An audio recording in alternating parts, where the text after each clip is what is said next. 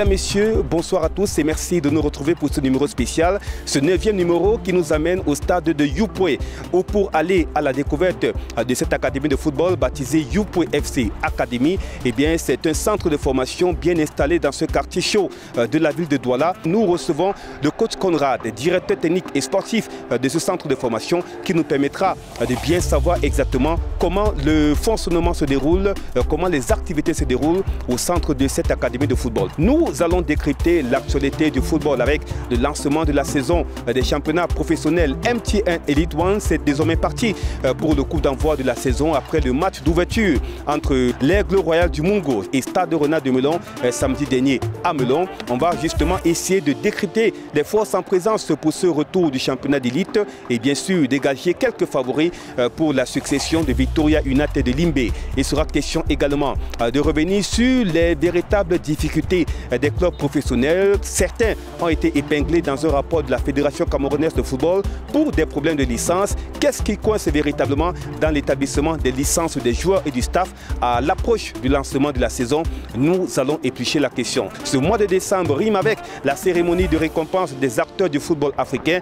Le 16 décembre à Marrakech au Maroc, on va élire les différents lauréats pour les différentes catégories de cette cérémonie de récompense. Et dans le football féminin, le Cameroun est bel et bien représenté dans la catégorie de meilleurs gardiens de but, mais aussi la catégorie de meilleurs entraîneurs de football féminin, que ce soit Hassan Bala Ibrahim ou alors Kati Biya et Naomi Eto. Voilà donc les représentants du Cameroun pour cette cérémonie des CAF Awards 2024.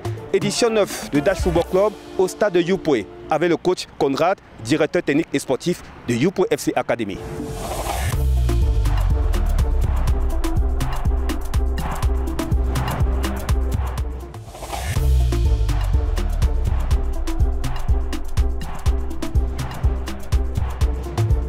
Le stade d'écran de Youpoué, c'est le nom du baptême de cette infrastructure de football et nous recevons le directeur technique et sportif de Youpoué FC Academy, le coach Conrad Origène. Bonsoir coach. Bonsoir Gires. J'espère que vous allez bien. Oui, très bien, par la grâce de Dieu. Et ça se voit même sur votre apparence. Oh, merci. Tout va bien. Oui. On fait ce qu'on peut. Mais dis-nous pourquoi le nom du baptême de ce stade, stade d'écran de Youpoué? Oui, le stade du crâne de Youpoué, c'est une inspiration qui avait été donnée par le père fondateur de l'académie, le feu coach Achille Ngoun, père à son âme. Vraiment, il s'était inspiré également d'un stade qu'il avait connu dans ses marches. Vous savez, c'est un monsieur qui avait roulé sa bosse. Il était allé quelque part au Botswana, je crois bien. Il avait rencontré une équipe là-bas. Ils avaient travaillé sur un stade qui l'avait vraiment impressionné. Un stade qui était assez vaste et qui était chargé d'histoire en fait. Parce qu'au départ, ce stade était un cimetière d'un comptoir colonial. Et par la suite, le stade a été transformé en terrain de jeu et puis ils ont intitulé le stade du crâne. J'espère que ça ne vous effraie pas de Non, pas du tout. Au contraire, ici. Nous sommes des Bantous. Tout ce qui a trait à l'ancestral, nous, on est dedans. Hein? Et c'est la pleine canicule. Nous sommes dans une journée ensoleillée. Toutes les conditions sont réunies pour une très bonne pratique du football. Mais coach, avec votre expérience, quel peut être l'effet du soleil sur l'activité du football ou l'activité sportive? Pour nous, Africains, le soleil est très bien. Vous allez constater déjà que les Blancs, ils veulent se bronzer tout le temps. Eux, ils recherchent le soleil. Nous, on a ça ici à profusion. En abondance. Oui. On n'a pas besoin de chercher le soleil. Le soleil est là. Et puis, le soleil est chargé des rayons UV qui accentuent, qui favorisent aussi beaucoup plus de développement, le métabolisme des jeunes enfants. Oui, c'est trop important. Vous savez, un enfant qui travaille continuellement sur un soleil, il est assez différent de celui-là qui travaille, je vais dire ça comme ça, sur la neige et autres. Le soleil a plusieurs qualités, plusieurs avantages. Oui. Le soleil, c'est une bonne chose. Déjà, c'est la lumière. Oui, c'est la lumière. Et nous arborons aussi des lunettes de soleil pour travailler dans de très bonnes conditions. Voilà. On va démarrer avec vous l'actualité du football pour débriefer un peu cette actualité-là. On a déjà assisté à l'ouverture du lancement de la saison à Melon entre Stade Rennais et l'Aigle Royal du Mungo. Ce problème de licence, à chaque saison, il y a toujours des clubs qui sont dans les difficultés pour avoir des licences, quand bien même la date de lancement approche. C'est encore le cas cette année, avec des clubs qui ont été épinglés dans un rapport de la Fédération camerounaise de football. D'où mon interrogation. Comment comprendre la recrudescence de ce phénomène de licence dans le football camerounais? Oh, très humblement, je dirais que c'est un problème administratif. Hein. C'est au niveau de l'administration qu'il faut voir. Parce que nous, au niveau des clubs, nous faisons de notre mieux pour respecter les dates. Déjà, les dates, on nous les donne en avance. On dit, on nous donne les deadlines. Nous savons qu'à telle journée, nous devons déjà être prêts, nous devons enregistrer tous les enfants et fournir tous les documents nécessaires que nous envoyons au niveau de la FECAFOOT. Bon, par après, on ne peut pas vraiment comprendre pourquoi. Bon, par exemple, on peut envoyer 25 dossiers. Oui. En retour, on reçoit 9, 8 dossiers. Bon, avec différents motifs. Pour avoir discuté avec certains encadreurs des clubs professionnels, le cas de Patrice Fosso, je suis obligé de le nommer, qui est directeur technique de l'Aigle Royal du Mungo, il me faisait comprendre que sur le cas de l'Aigle Royal du Mungo, il y a des photos qui n'étaient pas de très bonne qualité. C'est la raison pour laquelle des dossiers ont été rejetés. Donc chaque responsable de club doit simplement s'atteler à produire des documents qui sont conformes, qui sont vraiment en très bon état pour avoir la possibilité d'avoir autant de licences avant de démarrer la saison. Est-ce que vous comprenez cela? Bon, je vais vous avouer que je ne comprends pas vraiment, hein, parce que nous sommes à l'ère de la technologie avance. Oui. Une photo peut être, je vais dire, peut-être légèrement abîmée, mais avec le numérique, on essaye de corriger. Oui, oh, c'est la raison. Et si on le corrige par le numérique, au niveau de l'établissement des licences, le dossier sera bloqué. Oui, le dossier sera bloqué automatiquement. Et bon, mais moi, je pense que ce n'est pas normal. Parce que pour le cas peut-être des anciens joueurs, il y a des anciennes photos, non? Bien sûr. Voilà. Sûr. On peut épiloguer comme ça, entrer dans les détails et finalement, vous allez toujours tomber sur la même chose. Le problème, il est administratif. Il faut qu'on essaye de revoir si c'est le système d'établissement qui dérange ou si c'est les hommes qui dérangent. Oui, on va le dire comme ça. Et dans ces deux cas de figure, quel est votre avis personnel? Les deux. Les deux? Oui. Le système et les hommes? Oui, il faut corriger à tous les niveaux. Et peut-être aussi important même de mieux cerner un peu le processus pour l'établissement d'une licence de joueur ou encadreur. Comment ça se passe? Bon, là-bas aussi également, c'est trop important. Justement, il y a souvent des séminaires qui sont organisés. On invite les dirigeants de clubs et autres à venir assister. Parce que c'est aussi important pour les dirigeants de club de maîtriser la procédure. Oui, oui. Parce qu'au-delà de rassembler les documents, il faut maîtriser l'outil informatique. Parce qu'il y a un enrôlement qui est fait en ligne et tout ça. Il faut qu'on le maîtrise, les différentes étapes. Quand une seule étape est négligée ou mal faite, forcément la licence ne va pas sortir. Les Camerounais aiment trop la facilité. Voilà, on va demander à quelqu'un de s'asseoir devant un ordinateur pour essayer de prendre le temps pour enrôler ses joueurs. Dossier par dossier. Il va trouver ça un peu long. Il va, bon, on se comprend. Oui, pourtant c'est important. Pourtant c'est important et c'est crucial même d'ailleurs d'abord. Voilà. C'est crucial parce que sans ça, la licence ne sortira jamais. Et le club sera toujours en difficulté. Voilà. À l'étranger, un peu, la forme est différente. Dans le cas du Cameroun, quelles sont les limites de ce processus dans l'établissement des licences? Oh, je ne saurais pas le dire avec exactitude, mais je pense qu'on devrait peut-être automatiser la chose. Oui, si on commence déjà par automatiser le processus, ça peut déjà aider. Surtout dans le cas peut-être des anciens joueurs. Un ancien joueur dans un club, par exemple, il a déjà un dossier au niveau de la FECAFOOT. Il y a déjà un dossier qui est là-bas. À la nouvelle saison, moi je trouve un peu lourd de refaire un nouveau dossier pour le même joueur qui est dans le même championnat, dans le même club. C'est pas comme s'il avait changé de club ou de championnat. Donc vous voyez un peu. Moi je pense que si on commence déjà par automatiser la chose, ça peut déjà être un bon début. Une interpellation, non pas forcément une proposition de solution. Oui, une proposition. Pour essayer justement de limiter un peu la casse avec des clubs qui sont souvent en difficulté à chaque fois face au problème de licence. Et quel peut donc être rapidement l'impact sur le terrain? Lorsqu'une équipe, je dis n'importe quoi, a décidé d'enrôler près de 28 joueurs, mais l'équipe reçoit plutôt la licence de 9 ou 10 joueurs. Non, l'impact il est direct. Hein. Déjà au niveau des performances, ça crée un problème. Parce que vous voyez, nous les coachs, on ne va pas se le cacher, hein. Dans toutes les équipes, il y a des joueurs phares. Il y a des joueurs phares qui sont toujours mis en avant. Il y a des joueurs qui viennent toujours au second plan. Tous ces joueurs sont importants, c'est vrai. Mais quand nous travaillons avec ces enfants, et surtout à l'approche du championnat, nous essayons de faire sortir une ossature. C'est-à-dire quoi? Par exemple, je sais que j'ai 11 entrants sur lesquels je peux compter. Et maintenant, quand les licences sortent, on va se retrouver que dans le 11 entrants, prédéfinie, oui. j'ai peut-être 6 joueurs seulement. Vous voyez, là. Ça amène encore plusieurs autres calculs.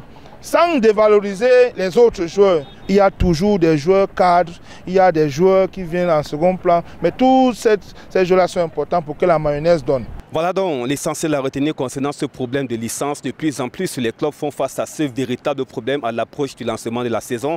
Mais selon les dernières nouvelles, certaines formations ont déjà régularisé leur situation.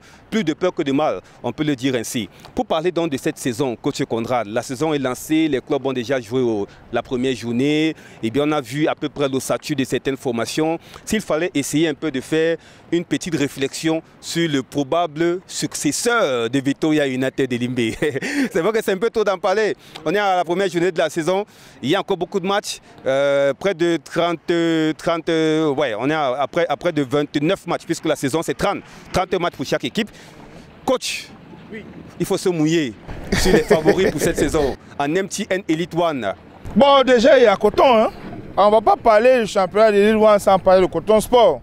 Parce que jusqu'à peu du contraire, c'est l'équipe la plus professionnelle que nous avons au Cameroun.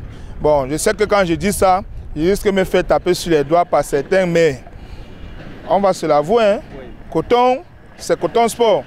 Bon, après... Mais je vous arrête sur Coton Sport. En quoi Coton Sport est vraiment différent des autres? J'ai été formé à Coton, j'ai fait le centre de Coton. Et en dehors de là, c'est vrai que j'ai aussi sillonné ailleurs, mais la différence, elle est palpable. À Coton, les choses sont quand même, ils font l'effort de rendre la chose vraiment professionnelle. Les joueurs sont mis aux petits soins, que ce soit au niveau de la diététique, que ce soit au niveau tactique, technique. Tout est mis en œuvre pour que le joueur soit vraiment atteigne sa forme optimale. Voilà. Et les résultats sont là. Coton, c'est combien de fois champion de Cameroun, hein? Et même sur la scène internationale, Coton, c'est la seule équipe qui parvient quand même à nous donner le sourire. C'est pas parce qu'on a été de la maison. Les résultats sont là. Mais sauf que depuis 2 ou 3 ans, Coton Sport à l'international n'est que l'ombre de lui-même. Oui, c'est des choses qui arrivent. Vous savez, en football, il y a les pics hauts et les pics bas. C'est des choses qui arrivent. Mais je suis certain que cette saison-ci, à l'allure où vont les choses, Coton va rebondir, mais Coton n'est pas aussi le seul favori. Pas du tout. Oui, Coton n'est pas le seul favori. Parce qu'il y a Union de Douala. Pour avoir, j'ai assisté à 1 ou 2 matchs là, dans le tournoi préparatoire de la Ligue. J'ai senti qu'il y a vraiment un engouement. C'est assez différent cette saison. Et même au niveau de Yaoundé, je vais citer sans trembler, je vais citer au canon Yaoundé, qui met beaucoup de moyens en jeu pour que les joueurs soient à l'aise et tout. Parce que ça part de là. Le joueur, c'est la base. Sans le joueur, je ne sais pas vraiment ce que... on va parler football sans le joueur. Il faut que le joueur soit à l'aise. Les autres choses vont suivre. Et pour terminer justement avec le joueur en question, quand vous regardez l'organisation, la structure même du championnat national, Souley Samuel Eto'o, depuis son élection à la tête de l'Africa Foot, est-ce que vous sentez véritablement la marche de progression dans le traitement des footballeurs au Cameroun? Oui, énormément. Je vais dire sur 10 clubs, 9 clubs peuvent se vanter d'avoir des joueurs qui ont un salaire et un salaire qui ne souffre pas, je vais dire ça, des migraines des présidents.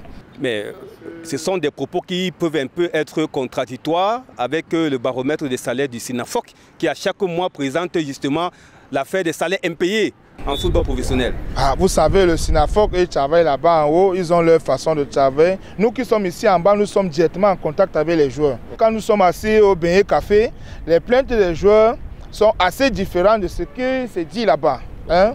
Donc, je ne vais pas entrer en conflit avec le SINAFOC qui, vraiment, il faut aussi louer aussi le travail. Ils font beaucoup d'efforts pour que les choses avancent. Mais il y a une nette évolution. Les joueurs sont mieux traités quand même qu'auparavant. Pour ça, il faut se l'avouer. On va vous rappeler, mesdames, messieurs, que le syndicat national des footballeurs du Cameroun a reçu récemment un prix récompensant l'action syndicale la plus impactante et la plus inspirante de l'année 2024 lors du récent congrès de la FIFPro, c'était en Indonésie. Voilà une récompense à l'actif justement du syndicat national des footballeurs du Cameroun. On a parlé du championnat national, coach Conrad. On va évoluer un peu. Vous parlez d'un autre sujet dans cette première partie, les CAF Awards. Nous sommes au mois de décembre et c'est le moment fatidique pour les votes pour le ballon d'or africain, le ballon d'or féminin, le meilleur club, la meilleure fédération et bien d'autres encore. Mais ce qui nous intéresse premièrement, c'est la position des Camerounais dans ces cérémonies de récompenses. En football masculin, les Camerounais sont absents. Mais en football féminin, ils sont présents avec Cathy Biya qui figure dans la catégorie meilleure gardienne de but. Nous avons également Naomi Eto'o et Cathy Biya, les deux qui figurent dans la catégorie meilleure jeune joueuse de l'année. Et puis, catégorie meilleur entraîneur de football féminin, le coach Hassan Bala Ibrahim, le sélectionneur des Lions U20. Quelles sont les chances de nos Camerounais dans ces catégories-là? Non, nous avons toutes nos chances. Tous les noms que vous avez évoqués, ce ne sont pas des noms, ce ne sont pas des inconnus. Elles ont fait les preuves, toutes ces joueuses, elles ont prouvé leur valeur. Et surtout le coach Hassan, vraiment, c'est un monsieur, c'est un modèle. Surtout pour moi, c'est un modèle. C'est un monsieur qui est rigoureux dans le travail. Et c'est un monsieur qui est passionné et qui aime ce qu'il fait. Moi, je pense que c'est les ingrédients nécessaires pour avoir de bons résultats. Ce n'est tout à fait normal qu'il soit nominé. Bon, maintenant, on va voir si la chance lui sourit. Il va décocher ce prix. Et même s'il ne le fait pas, en tant que Camerounais, pour moi, il a déjà gagné. Hein. Il a déjà gagné. Il a battu un travail phénoménal. Il nous a donné la joie au cœur. Le coach Hassan Bala Ibrahim, qui représente donc la figure de proue parmi les Camerounais nominés pour ces cérémonies de CAF Awards. Mais la catégorie la plus prestigieuse, Ballon d'or africain. Il a vraiment le débat a lieu, coach Conrad, avec les différents candidats, autant pour moi. Achraf Hakimi, l'international marocain, Ademoula Lokman, l'international nigérian. Il y a encore justement les joueurs comme Serhou Guirassy qui est sorti un peu du lot avec la Guinée-Conakry. Mais quand vous regardez un peu les performances de nos footballeurs africains sur cette année 2024, qui, d'après vous, mérite logiquement, amplement cette distinction? Ah, c'est serré, hein? C'est très serré parce que il n'y a pas quelqu'un parmi eux qui s'est vraiment démarqué, mais chacun à son niveau a prouvé quelque chose. Hakimi, par exemple, c'est demi-finaliste de la Coupe du Monde, c'est pas rien. Mais c'est en 2022. Non, c'est pas rien, c'est pas rien. C'est parce qu'il est dans une continuité, il est dans un bon club, il a une bonne visibilité, c'est un travailleur, bon, il n'est pas le seul. Guirassy également, il se démarque pas mal, c'est un bon attaquant. Vraiment, je dis c'est équilibré. On va voir. Nous allons voter, chacun a ses préférences, que le meilleur gagne. Même si, selon les bookmakers, Ademola Lokoman du Nigeria est bien parti pour succéder même à son compatriote Victor Osimhen, parce que Lokoman c'est un triplé lors de la finale de Ligue Europa Conférence et aussi une finale en Coupe d'Afrique des Nations, même si la Côte d'Ivoire a battu le Nigeria en finale. Et Lokoman aussi, en ce début de saison, des campagnes européennes, il faut aussi sensation, que ce soit en club, en championnat ou alors même dans les coupes européennes. Oui, c'est pas faux. Et c'est toujours le résultat de son travail. Voilà. C'est un monsieur qui bosse, hein, il bosse dur. Oui, oui, il bosse dur. Et on dit c'est le travail qui paye. Mais dommage, les Camerounais ne sont pas présents. Bon, pour cette année, les Camerounais vont d'abord se calmer, on va encourager les autres. C'est l'Afrique qui gagne. Oui, c'est l'Afrique qui gagne, le football africain qui gagne aussi. Et on va parler de YouPro FC dans la deuxième partie. Est-ce que vous avez le meilleur jongleur de YouPro FC Academy? Le meilleur jongleur? J'ai plusieurs jongleurs. Plusieurs jongleurs? J'ai plusieurs jongleurs. Parce qu'on va les mettre à l'épreuve dans quelques instants, coach. Ok, est-ce qu'ils sont prêts? Ils sont là, ils sont prêts. Dans tous les cas, on va se retrouver dans quelques instants, mesdames, messieurs, pour une très belle séquence qui va donc déterminer le meilleur jongleur de YouPro FC Academy.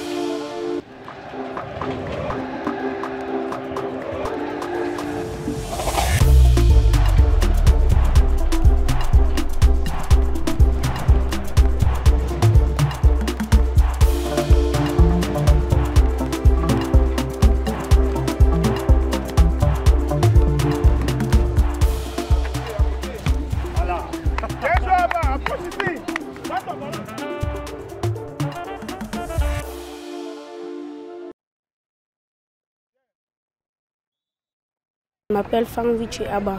J'ai 12 ans. Mon poste c'est milieu de terrain. Depuis 2013 que j'ai commencé ici. Le joueur que j'aime c'est Lionel Messi. Parce que comme il joue, il est simple au stade. Il est différent, il est technique, il est différent des autres joueurs. Il est capitaine.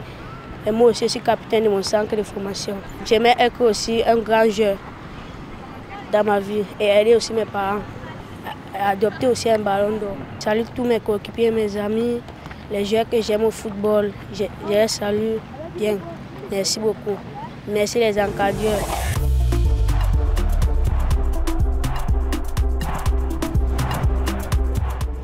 Le directeur technique et sportif de Youpoe FC Academy est toujours avec nous pour cette deuxième partie de votre magazine de foot. Cette fois-ci, nous allons aller à la découverte de ce centre de formation situé à Youpoe avec le nom de baptême Youpoe FC Academy. Coach, déjà sur le nom de baptême de ce centre de formation, quelles sont vos motivations sur ce choix? Non, c'est trop simple. Nous avions constaté avec le feu coach Achille que le quartier Youpoe était un peu lésé en termes de football. Tous les jeunes qui aimaient la chose étaient obligés de sortir du quartier pour aller vers d'autres quartiers là où il y avait des centres de formation. Il n'y en avait aucun au niveau de Youpoe. Nous avons dit que ce n'est pas normal. Nous sommes dans un quartier en pleine expansion. Nous sommes à plus de la population, il y a presque 2000 voire 3000 habitants. Ce n'est pas normal qu'à chaque fois, les enfants soient obligés ou les parents soient obligés d'aller vers d'autres cieux, vers d'autres quartiers pour aider les enfants à pratiquer la chose qu'ils aiment. Alors nous avons commencé comme des blagues avec 5 enfants, 6, et puis au fur et à mesure, ça a pris l'ampleur. Et puis nous sommes là. Et puis c'est pour honorer le quartier. Nous sommes à Youpoe, l'académie s'appelle Youpoe FC. Ce n'est que normal. Tous les enfants de Youpoe sont les bienvenus. Et même les enfants qui sont dans les alentours de Youpoe sont également les bienvenus. Voilà. Et on voit déjà sur ce tableau des trophées, les différentes médailles et trophées que vous avez remportés. On y reviendra tout à l'heure parce que déjà même la présentation de ces trophées témoigne du travail qui a été fait dans le fond pour la quête de ce résultat. Mais s'il faut revenir sur la genèse et l'historique même de la création de ce centre de formation, qu'est-ce qu'on doit retenir? D'où vient justement l'idée de mettre en place ce centre de formation? En quelle année? Et quels étaient les objectifs au moment de la création? Oui, c'est trop simple. Déjà, le centre a été créé en 2013. Et 2013 est l'année où nous avons vraiment formalisé la chose. Je veux dire par là, administrativement parlant. Parce qu'à partir déjà de 2010, il y avait déjà des prémices.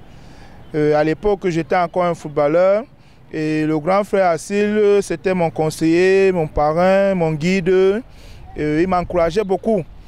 Et puis, déjà, un soir, je l'ai appelé, je lui ai dit, bon, est-ce qu'on ne peut pas faire en sorte que d'autres enfants puissent aussi en profiter? Surtout les générations futures. Qu'est-ce qu'on peut faire? Il a dit, bon, on va essayer, on va voir. Mais c'est un peu difficile parce que à Youpoe, l'activité majeure, c'est le poisson. Ouais. Oui, l'activité majeure, c'est le poisson. Et le football, c'est une découverte pour eux. Et surtout à cette époque-là, on parle là comme ça de 2012-2013. C'était pas évident, je vous assure. C'était pas évident. Déjà, ce stade n'existait même pas encore. Oui, oui, c'est toujours derrière l'académie, grâce à l'académie, que ce stade a été mis en place. Et c'est toujours grâce à cette académie que ce stade existe encore. Parce que je ne veux pas vous mentir, il y a beaucoup de combats, si je peux dire ça comme ça, beaucoup de combats. Et il y a moins d'espace de loisirs. Vous-même, vous le voyez. Il y a plus des endroits où on va se divertir pour du rien du tout. Et il y a moins d'espace où on peut vraiment canaliser les énergies des enfants, essayer de les éduquer dans le bon sens. Voilà. 2013 jusqu'en 2024, ça fait déjà 11 ans. Oui. 11 ans que l'académie existe. Oui. Il y a 11 ans, voilà à peu près les trophées, les médailles déjà remportées. Bon, on va vous permettre, vraiment, vous avez l'honneur de nous présenter peut-être les trophées les plus marquants ou les médailles remportées les plus inspirantes depuis la création de l'académie. Bon, à la première année déjà, je ne veux pas vous mentir, la première année, c'était vraiment beaucoup de chance. Vous voyez ces 2 trophées-ci. C'était un tournoi qui avait été organisé en 2 catégories. Il y en avait les U15 et il y avait les U17. Alors c'était un mini tournoi qui se jouait au niveau du stade Sopor à Bonapriso. Le tournoi avait été intitulé tournoi de la fraternité. Ça avait été organisé par monsieur Paix à son âme également, un monsieur qui n'est plus de ce monde. On l'appelait Moussongo Olivier, oui, monsieur Moussongo Olivier, un promoteur du football. Et là-bas, on avait remporté dans les 2 catégories. Ça n'avait pas été facile, mais en un claquement de doigts, nous nous sommes retrouvés en finale. En finale, vous savez, les finales ne se jouent pas, les finales se gagnent. Nous avons remporté, voilà les 2 trophées qui sont là. Dans les 2 finales? Oui, les 2 finales, en U15 et en U17. Nous avions remporté. Voilà, ça c'est là. Et ici, c'est le plus récent que nous avons eu. C'est une grâce, parce que là-bas aussi, ça n'a pas été évident. Parce que là, il s'agit de la Coupe Top qui vient de passer là. Oui, oui.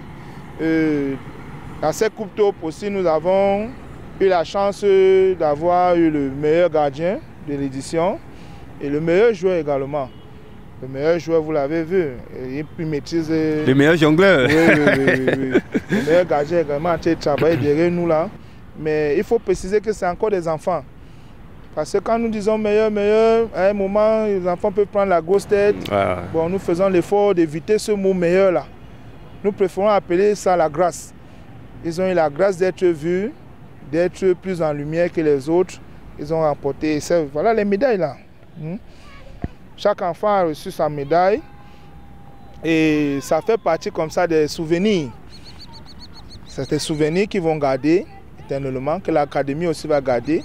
Avec le temps, nous pourrons peut-être ressembler au Real de Madrid qui a tout un corridor de trophées et de distinctions personnelles et collectives. Ouais. Voilà. L'un des clubs les plus titrés au monde, le Real Madrid, tout comme Al-Ahly du Caire. Alors, le trophée, si vous pouvez permettre, le trophée en verre, ça c'est un trophée personnel à moi parce que là-bas on récompensait le meilleur encadreur. Ok. Et je tiens vraiment à préciser cela parce que vous savez, le manguier ne produit pas la banane. Pas du tout. Oui. Si l'encadrement est bon, l'encadré également sera bon. Voilà. L'encadreur est bon? L'encadré également sera bon. L'impact est assez perceptible. Hein? Parce évidemment, que si vous avez un très bon enseignant, forcément l'élève sera bon. Oui, forcément. Voilà. C'est la logique. Et c'est la répercussion avec le football, l'encadrement à Youpo FC Academy. Alors, on a parlé des trophées, on a présenté les trophées, les médailles remportées. 11 ans déjà que l'académie existe, vous l'avez dit. Mais s'il faut entrer dans le fonctionnement de ces structures, coach, quelles sont les différentes catégories? Tout à l'heure, vous avez parlé des U15 et des U17. Et quand on regarde un peu même la structure de l'équipe, j'aperçois quelques femmes qui sont également dans l'académie. Comment se compose donc la structure de Youpo FC Academy? L'académie est ouverte aux Camerounais et même aux étrangers des 2 sexes. Nous ne faisons pas de distinction entre les filles et les garçons. Tout le monde est le bienvenu. Chaque enfant qui vient est pris de la même manière. Nous l'accueillons, nous lui présentons le centre, nous présentons ses camarades et nous lui donnons certaines directives. Parce que nous encadrons déjà pour le Cameroun en premier. Mais pour l'Afrique après et le monde aussi par la suite. Un enfant qui est formé à UPSC Academy, qui commence à la catégorie pupille, nous parlons là des U7, des plus petits. Là-bas, c'est l'éveil. Tout simplement de mettre l'enfant dans un cadre, c'est tout, il a un ballon, il fait ce qu'il veut avec. On l'encadre pendant 30-35 minutes, il peut rentrer chez lui. Après ça, il y a les U9. Oui, là, c'est déjà, on parle déjà là-bas des poussins. À partir de là également, c'est presque pareil à l'éveil. Il y a l'éveil, il y a l'initiation.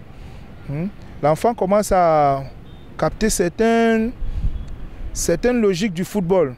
Parce que vous savez, le football est assez complexe. L'enfant vient, il ne sait pas exactement à quoi il a fait. Il voit juste un ballon, il va courir derrière.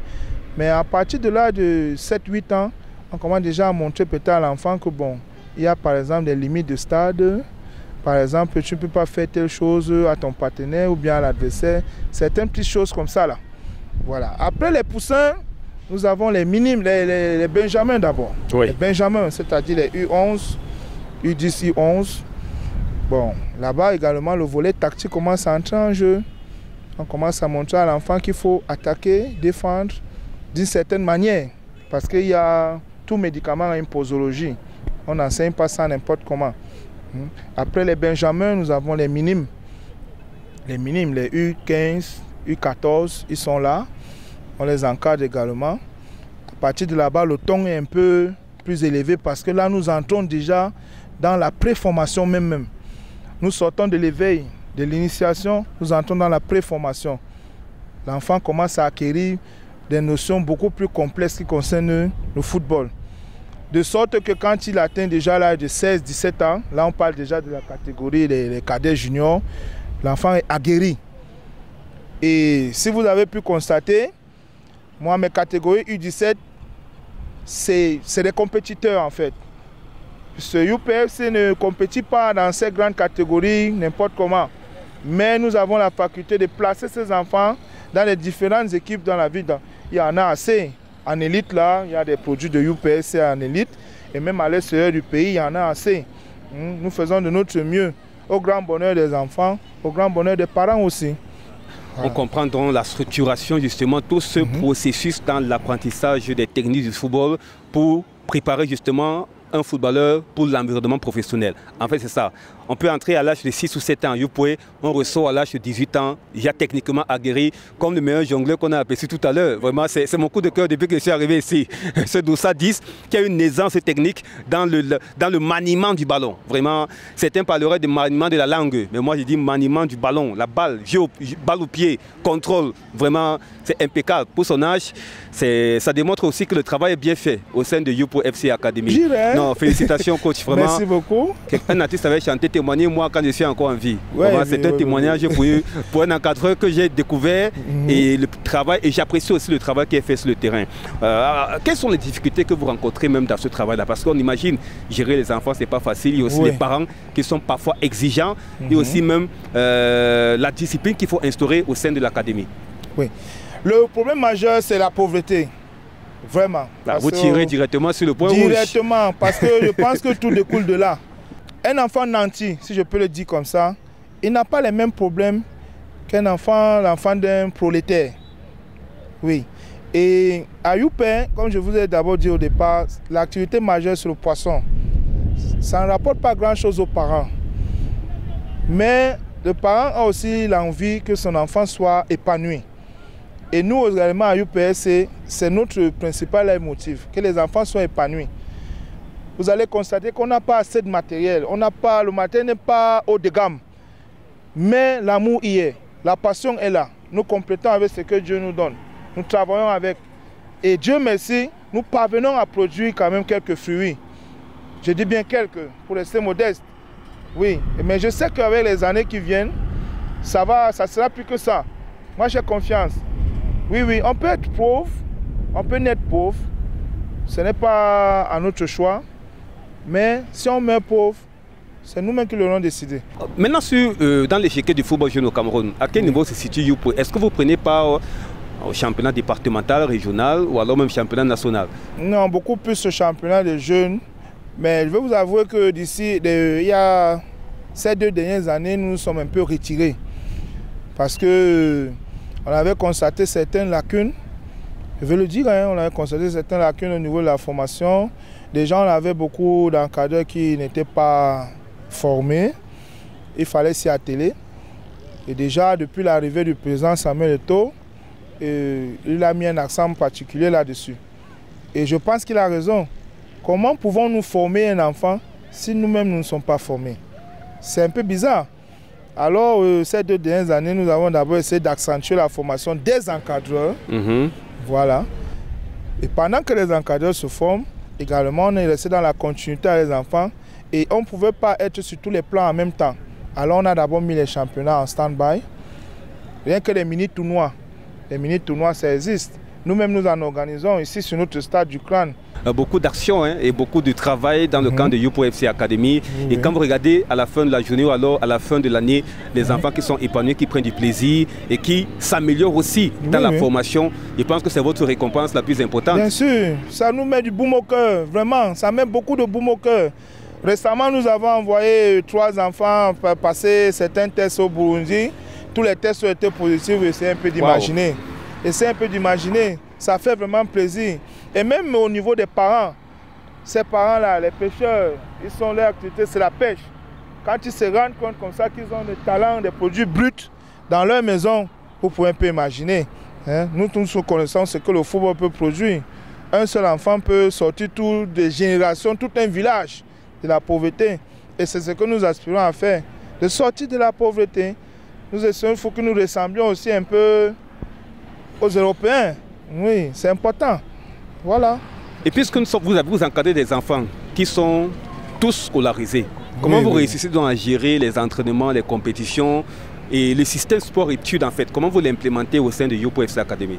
Bon, déjà au niveau des entraînements, on a donné la latitude à tous les enfants de venir à leur heure. Ça veut dire quoi? L'enfant qui sort à 16 h, on ne va pas le pénaliser parce que les entraînements commencent à 15 h. Mais l'enfant qui sort de l'école à 16 h est le bienvenu. Même celui qui sort à 17 h, il est le bienvenu. Puisque la formation, ce n'est pas forcément de mettre long avec l'enfant. L'enfant vient, déjà il vient parce que ses camarades sont là.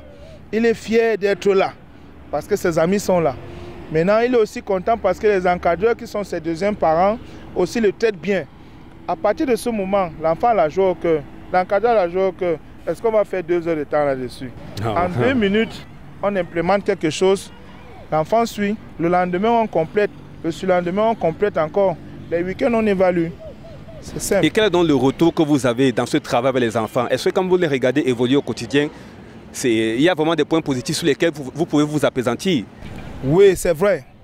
Techniquement, tactiquement, oui, ça c'est une chose. Bon, maintenant, je suis sûr que vous voulez parler du volet financier. Voilà, aussi. C'est un peu difficile. Pour le moment, nous gérons avec les différentes pensions que les parents payent. Ça nous permet d'accueillir du matériel. Nous avons aussi des sponsors, nous avons des mécènes. Nous avons des âmes de bonne volonté qui nous soutiennent au quotidien avec les matériels, les maillots, les ballons, etc. C'est ce que vous dites, oui. Coach Conrad. Oui. Quand vous regardez la situation du football jeune au Cameroun, quels sont les points sur lesquels il faut vraiment s'appesantir pour améliorer ce pan du football? Parce qu'on le sait très bien, c'est une catégorie qui n'est pas vraiment mise en avant comme les professionnels. Pourtant, il faudrait capitaliser sur cette catégorie pour multiplier des compétitions. À la fin d'une saison sportive, c'est difficile de voir un jeune de 16-17 ans au Cameroun d'avoir au moins 30 matchs de championnat dans les jambes. Et c'est comme vous dites, il faut multiplier les compétitions. Il faut encourager les associations qui se mettent en place pour essayer d'organiser des petits tournois et tout. Un petit tournoi de 7-8 matchs, ce n'est pas négligeable. Si, par exemple, en l'espace de 6 mois, un enfant participe peut-être à 5 tournois, et qu'on se dit, par exemple, que chaque tournoi a eu 8 ou 9 matchs, vous voyez que quand on fait ça, donc quand même un bon ratio. Exactement. Voilà. Et nous savons pertinemment que l'expérience en football s'acquiert à travers le jeu. Il y a même des académies comme la nôtre, là, nous faisons le moyen, tous les efforts pour organiser des petits tournois, pour rassembler d'autres académies, essayer de donner un peu de volume de jeu aux enfants. Bon, maintenant, il faudrait que l'administration suive, que les instances suivent vraiment. Parce que le football jeune est négligé. Si la base n'est pas bonne, en haut, là, ça ne sera pas bon. Est-ce que ce que vous dites est à l'image même de nos sélections jeunes au Cameroun, U17, U20, U15? Effectivement. Vous allez vous rendre compte qu'à U17, par exemple, à U20, le Cameroun y remporte l'UNIFAC à 2 ou 3 reprises. Mais après, la chute. Après quoi? Vous allez voir un jeune, il sort meilleur buteur au tournoi de l'UNIFAC et en sélection Fagnon, rien. Vous voyez, c'est un problème. Ça veut dire qu'il n'y a pas une suite. Il n'y a pas une suite logique. Pourtant, ça ne devrait pas être ça. Les enfants devraient être suivis des pupilles, Benjamin, etc., jusqu'au niveau Fagnon, pour que ça nous mette un peu au diapason de ces autres clubs, ces grandes nations, entre guillemets, ils se disent grandes nations, mais moi je dis ils sont grandes nations avec nos propres compatriotes encore. Ouais. On va voir la France, par exemple, qui est dans la dernière Coupe du Monde. Hein, c'est pas un Français. Je ne vais pas entrer dans les détails. On ne va pas entrer plus loin. Voilà, Youpo FC Academy, on arrive déjà au terme de cette émission. Oui, on a beaucoup parlé de Youpo FC. Vous voyez, on peut passer même un moment pour parler simplement du football jeune de l'Académie. Il y aura tellement d'angles à explorer avec vous. Mais pour sortir peut-être avec vos projets, Coach Conrad, vous avez parlé de 11 ans, on voit le travail de 11 années sur cette table qui présente les trophées et les médailles. 11 ans plus tard, Coach Conrad, comment vous voyez? Nous avons traversé beaucoup d'obstacles, mais il y en a encore. Et nous avons espoir. Et j'en profite pour lancer un appel. Je lance un appel à tous les Camerounais, de tous les sexes confondus. N'ayez pas peur. Amenez-nous nos enfants. Nous allons prendre soin d'eux. Vous-même venez. Accompagnez-nous. Assistez-nous. Les choses vont s'améliorer.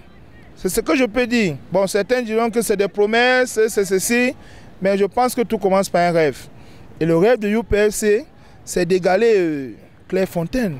Wow. Hein, je veux dire comme ça, oui. Wow, égaler Clairefontaine. Oui. C'est pas possible. Clairefontaine, c'est le QG, le temple du football français, mesdames, messieurs. Le lieu de regroupement des sélections nationales en France. Oui.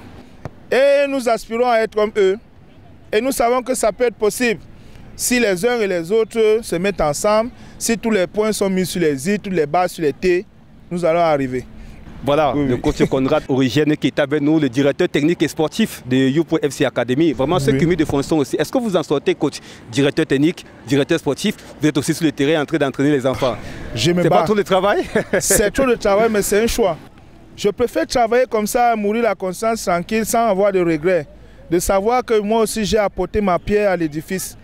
Que de rester et me tourner les bras, non. Je préfère même encore cumuler comme ça, mais tout en attirant les autres. Parce que vous savez, il faut attirer les autres. Il y a beaucoup de footballeurs qui tirent vers la retraite. Et s'ils peuvent se reconvertir et se rediriger vers UPFC, ça serait une très bonne chose. Ils seront les bienvenus, nous allons travailler main dans la main.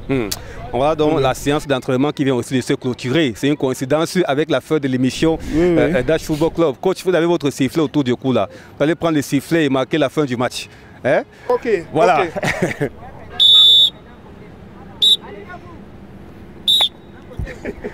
Voilà, c'est la fin du match avec le coach Conrad. Où est le dossard 10 là? Le jongleur. Il est où?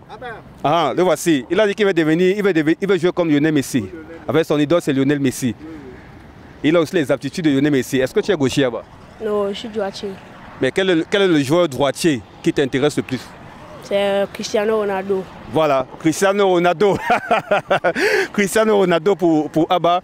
Vraiment, merci beaucoup à tous les académiciens, on va le dire comme ça, de Youpo FC qui étaient avec nous. On a passé un très grand moment, coach, à votre compagnie, aussi en compagnie de ses enfants. Vous voyez, on prend souvent du bonheur, du plaisir à regarder des enfants, n'importe quelle catégorie, jouer au foot. Ça démontre qu'au football camerounais, autant pour moi, malgré les remous qu'il y a au niveau des professionnels, la jeune catégorie travaille et prépare aussi cette transition pour le monde professionnel. Mais effectivement, je ne vais pas vous contredire. Nous allons continuer à travailler. Voilà mon collaborateur qui est Hervé, approche, s'il te plaît, approche. Hein? Vous voyez, c'est un jeune, c'est un ancien coéquipier. Avec la même passion, nous sommes tous retombés dans la même chose, l'encadrement des jeunes. Nous allons continuer à travailler. Que nous soyons soutenus ou pas, nous allons continuer à travailler. Déjà, l'amour de ces enfants envers nous, c'est déjà un très grand soutien. Un très grand soutien. Vous allez voir souvent dans la semaine, quand l'un de nous deux a un petit retard, ils s'inquiètent. Hein? Ouais. Mais ils sont où? On va faire comment? Vous voyez un peu. Hein? C'est un peu cette alchimie-là. On ne peut pas la perdre. Nous allons plutôt travailler, batailler de sorte qu'elle grandisse davantage. Et l'objectif, c'est Clairefontaine. Comme nous sortons, Clairefontaine, vous l'avez dit, on ne l'oublie pas. Comme nous sortons de l'émission, on va donner le micro à votre collaborateur. Peut-être le temps de se présenter aussi et de dire un mot par rapport au travail, le fonctionnement aussi au sein de Youpo FC Academy. Moi, c'est Hervé, le coach Hervé, encadreur sportif. Déjà, travailler avec des enfants, vous savez, c'est pas facile, c'est des enfants. C'est comme vos enfants à la maison. C'est d'un ménager tout le temps. Bon, nous avons la grâce de Dieu qui nous accompagne tous les jours. Bon, c'est un peu ça. Merci beaucoup. Merci beaucoup au coach Conrad qui était avec nous, le directeur technique et sportif de Youpo FC Academy, et aussi à tous les académiciens de Youpo FC. Merci beaucoup, coach. C'est moi qui vous remercie parce que vraiment, c'est une grâce, c'est vrai de le dire, c'est une grâce. Et je remercie également la télévision d'HTV parce que le boulot que vous abattez est phénoménal. Vraiment. Vous travaillez dans l'ombre, mais votre travail fait beaucoup de bruit. Wow. Oui. Vraiment, merci beaucoup. Allez continuer comme ça et vraiment continuer à soutenir toutes ces petites académies. Nous sommes assez nombreux ici dans la région. Continuez à nous soutenir. nous aussi nous sommes derrière vous. Vraiment que Dieu vous bénisse. Merci beaucoup. Le mot de fin du coach Conrad, directeur technique et sportif de Youpo FC Academy. Mesdames, Messieurs, pour ce 9e numéro de Dash Football Club, nous étions au stade du Crâne. C'est dans le nom du baptême ici à Youpo pour vivre au quotidien le travail qui est effectué au sein de cette académie de football. Merci de nous avoir suivis pour cette autre édition de votre magazine de foot Dash Football Club. On prend congé de vous en espérant se retrouver la semaine prochaine pour de nouvelles aventures.